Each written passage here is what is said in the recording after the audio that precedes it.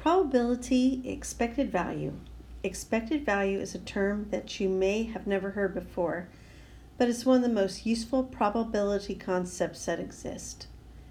It has many applications from insurance policies to making financial decisions, and the one industry that uses it the most hopes you don't absorb any of the information you're about to see. So the industry that hopes that you don't understand any of this would be the gambling industry, and I think we could all understand why. So we're going to start with a very simple situation. In the casino game roulette, a wheel with 38 spaces, you have 18 red, 18 black, and 2 green is spun. In one possible bet, the player bets $1 on a single number. If that number is spun on the wheel, then they receive $36. So it's important to note that they're getting their original dollar back and $35 additional for the net gain of $35. Otherwise, they will lose their dollar.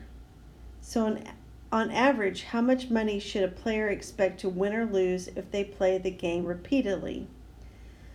So suppose you bet $1 on each of the 38 spaces on the wheel for a total of a $38 bet. When the winning number is spun, you are paid a gross $36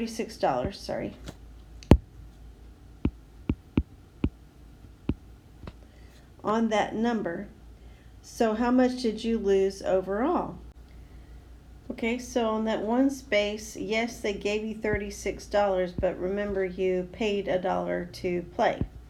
So technically on that one space, you have $35, and that's one space that gave you the $35.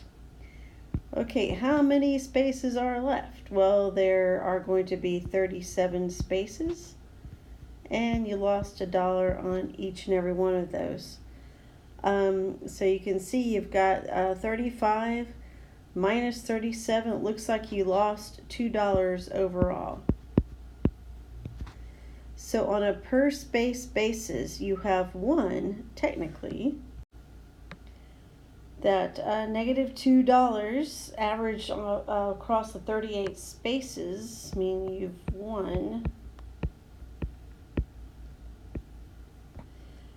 basically 5.3 cents, a negative, okay?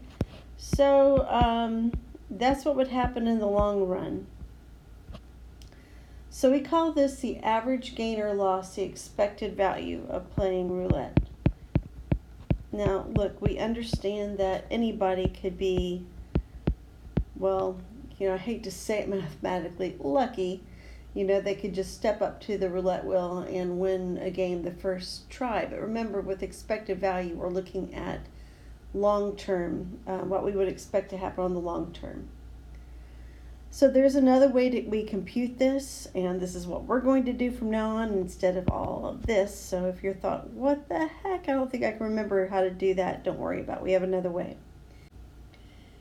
There's another way to compute this. There are 38 possible outcomes when the wheel spins. So the probability of winning is going to be 1 out of 38.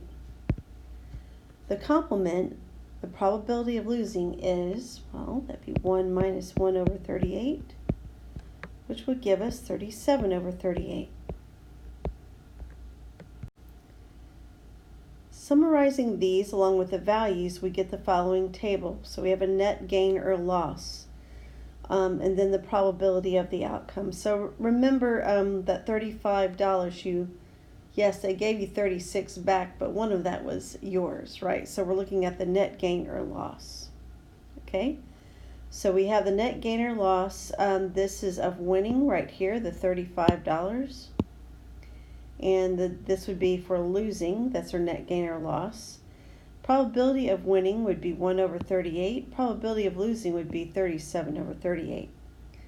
So notice if we multiply each outcome by its corresponding probability, so you see I have $35 times 1 over 38, and the negative $1 times 37 over 38. And if we add these products, we will get what we just got before.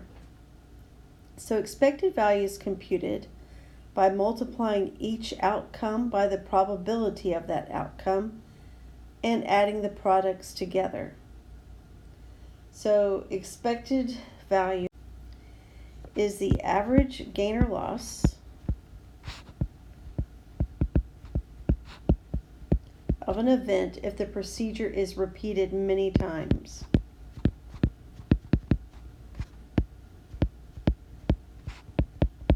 So it is important to understand that expected value is a long-term concept, not a short one. We discussed that earlier.